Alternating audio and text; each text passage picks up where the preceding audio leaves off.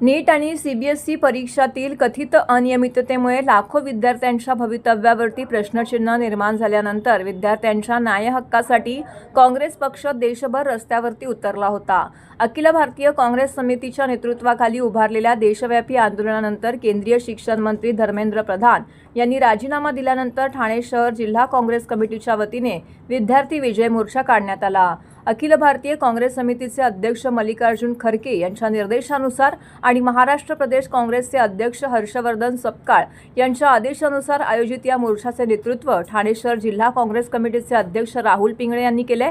ठाणे शहर मध्यवर्ती काँग्रेस कार्यालयातून सुरू झालेला मोर्चा station road, Ashok talkies, Thane ST स्थानक, ठाणे रेल्वे स्थानक मार्गे डॉक्टर बाबासाहेब आंबेडकर पुतळा या ठिकाणी संपन्न झाला। यावेळी पेपरफुटीच्या प्रकरणामुळे तणावाखाली येऊन मृत्युमुखी पडलेल्या विद्यार्थ्यांना डॉक्टर बाबासाहेब आंबेडकर यांच्या पुतळ्याजवळ एकत्र येऊन श्रद्धांजली अर्पण करण्यात आली। यावेळी काँग्रेसच्या नेत्यांनी आरोप केला की विद्यार्थ्यांचे भविष्य धोक्यात असताना केंद्र सरकारने जबाबदारी स्वीकारण्याऐवजी मौन बाळगले, लाखो विद्यार्थी आणि पालकांच्या प्रश्नाकडे दुर्लक्ष केले।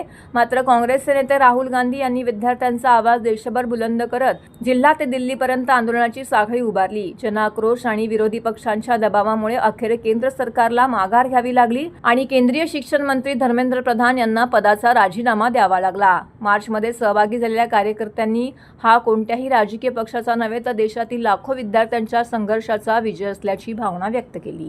विद्यार्थ्यांचा इतक्या दिवसापासून जो लढा चालू होता आणि मग विविध पक्ष असतील, विविध संघटना असतील, यांच्या माध्यमातून त्या गोष्टीला पाठिंबा होता। परंतु विद्यार्थ्यांचं कुठलंही ऐकून न घेता, विद्यार्थ्यांशी कुठल्याही प्रकारची चर्चा न करता ज्या पद्धतीने त्यांच्यावरती लाठीचार्ज करण्यात आला, कुठल्याही प्रकारची माफी पंतप्रधानांकडे याबाबत मागण्यात आली नाही। परंतु सातत्याने संपूर्ण देशभरामध्ये असेल, महाराष्ट्रामध्ये असेल, प्रत्येक जिल्ह्यामध्ये असेल, अनेक सामाजिक संघटना असेल, या विद्यार्थ्यांच्या मागे ठामपणे उभी राहिल्या। तशाच प्रकारची भूमिका काँग्रेस पक्षाने पण घेतलेली होती। काँग्रेस पक्षाने छात्रों की गूंजच्या माध्यमातून राहुलजींनी 26 ते 27 जिल्ह्यांमध्ये पत्रकार परिषदा झाल्या आणि आंदोलनांच्या माध्यमातून याला पाठिंबा दिलेला होता।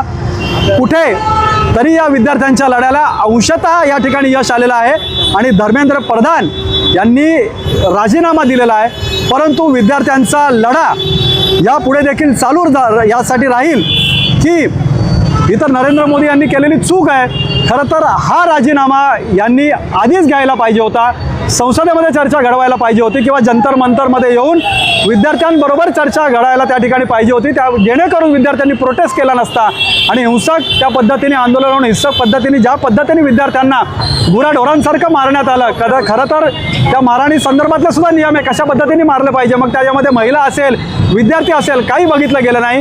खरं तर या विद्यार्थ्यांवरती जे गुन्हे दाखल केलेले आहेत ते गुन्हे दाखल केले पाहिजे आणि धर्मेंद्र प्रधान यांचा राजीनामा घ्यायला जो उशीर झाला आहे याबाबत पंतप्रधानांनी माफी मागितली पाहिजे। कारण लक्षात घ्या, बीजेपीची करणी आणि कतरी याच्यामध्ये नेहमी फरक असतो।